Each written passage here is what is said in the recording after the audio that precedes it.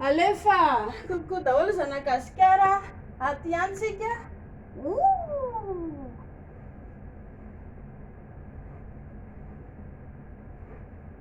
Kotrana isa-maraina ihany io nilany.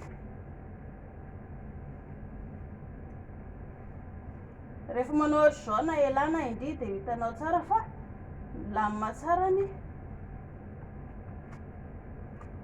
vatana rehetra, hitanao tsara hoe ity zao tsy paopy zao ty ataoko ty sao dia lazainareo fa paopy eo. Manao izay manatsara ny eto amin'ny lalan-jasy.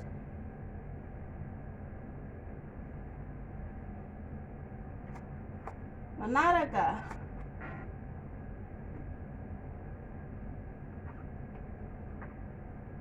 le tongotra moa amin'io dia tena marary mihitsy satria tsy inona maty folapolaka eto fa tsy misy olan'izany. Alefa fa mety foana. Alefa antsika indray tsingolo batito ohatran'ilay nataoko teo iny ihany, ampakarina atao mitovy, atao mifanatrika ny vatana sy ny loha ao aby. Wait ohatr'izao a dia miaraka mifanatrika ny vatana 1 2 3. Tsy tafakatra hafa baraka, tsy mety tafakatra raha ny tokony ho izy zao a, tsy mety tafakatra ny voaka aloha. Tsy mety tafakatra koa fa averina kely aloha. 5 6 7 8. Efa hoe miakatra ny tongotrako dia ditondreto tsy mihetsika ny vatana. Ayayayayaya maty ah, sady mandreraka le izy ah.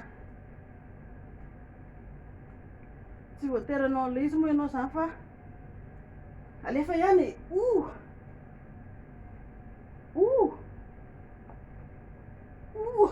Mavesatra ihany le tongotra. Nareo ka ahoana mavesatra le tongotra fa alandray tsika anao tsingolo batita faraparany ary. Aloha sady manakana be koa eto volo eto. Efa nandramako ito teo aloha fa tsy haiko raha entina tsy. Oopsie.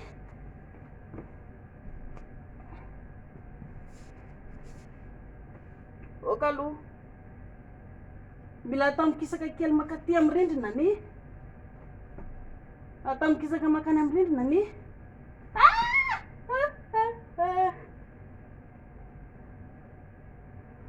raha ny tokony ho izy tokony atao mikisaka makany amin'ny rindrina ny nina moa tanana nefa toa ohatrany tsy vitaka. Averina tapaka aloha averina indray, aloha averina. Raha ny tokony izy tokony atao mikisaka makaty amin'ny hitanareo ka aloha fa mbola voaenarako iny fa natria eto aloha mbola tsy dia haiko efa namerimberina le izy ako a. Hitanareo vody a atao mikasoka amin'ny rindrina dia ny tanana manao ohatran'izao atao mikorozaroza zany ty fa natria eto aloha mbola tsy dia haiko loatra le izy fa mbola voaenarako ihany. Okizay okizay okizay.